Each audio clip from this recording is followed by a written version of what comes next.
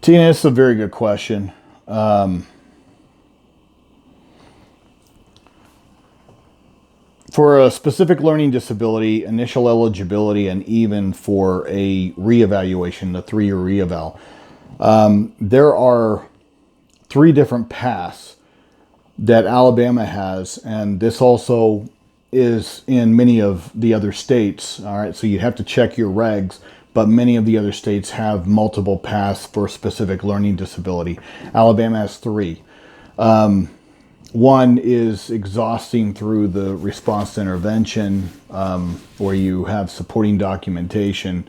Pathway 2 or process 2 would be, I'm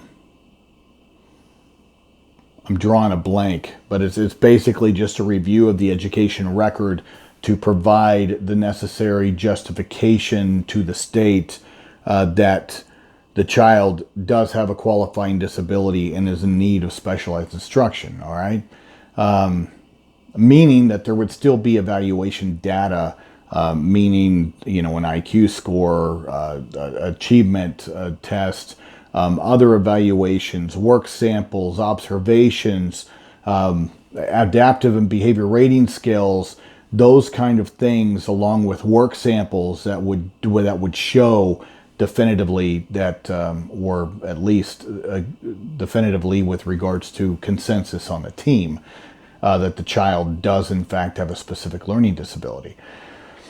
That second process was meant to throw that net out and grab more kids, okay? Because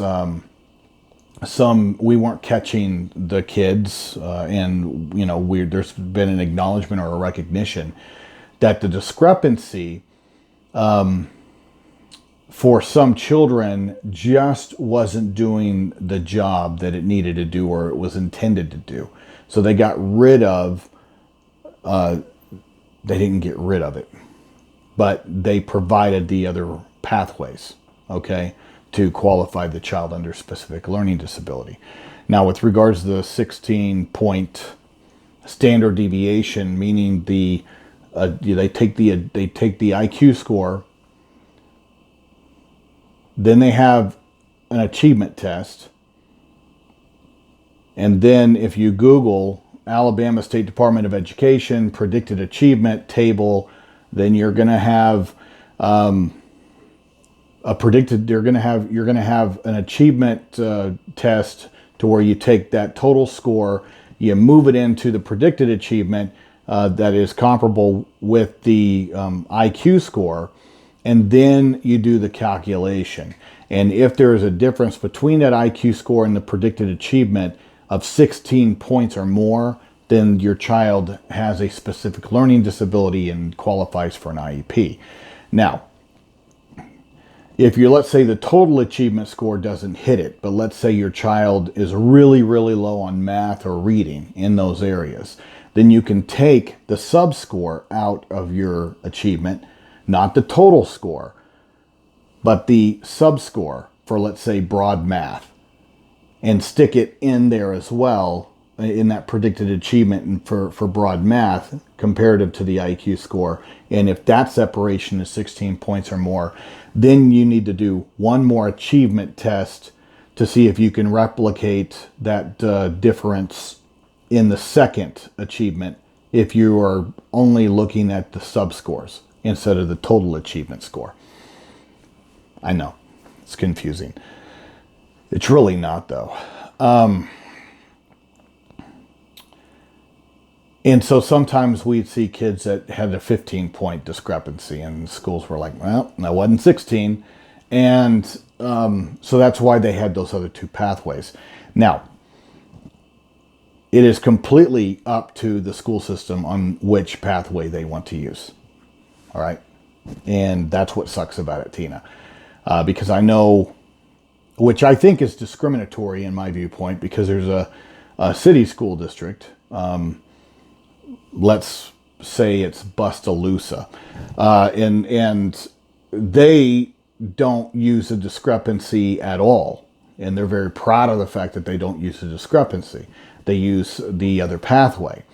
Now, the problem with using the other pathway is that if I have a child that more than met the discrepancy, over 16 points, but according to them, on their middle pathway, they just didn't see it, didn't see the need, even though the child, per the little math calculations, the standard deviation, did meet it, and did meet it in a comfortable manner, and should have qualified. And if the child would have been in a county school or some other neighboring school system, the child would have an IEP.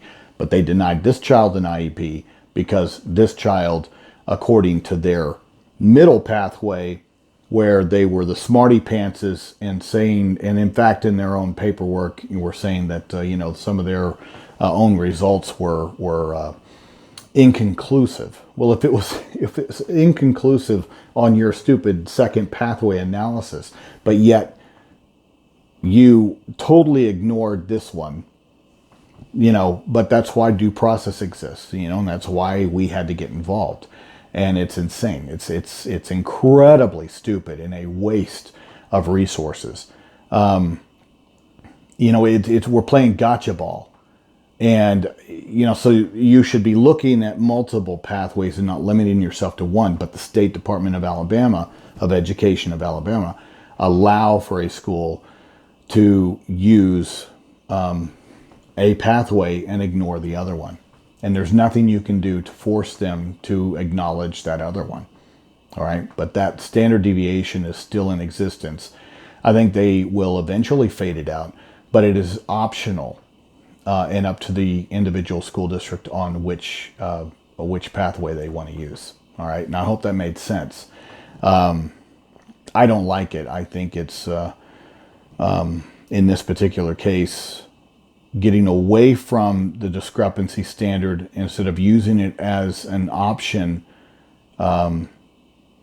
sets up a situation for abuse by school systems that don't want to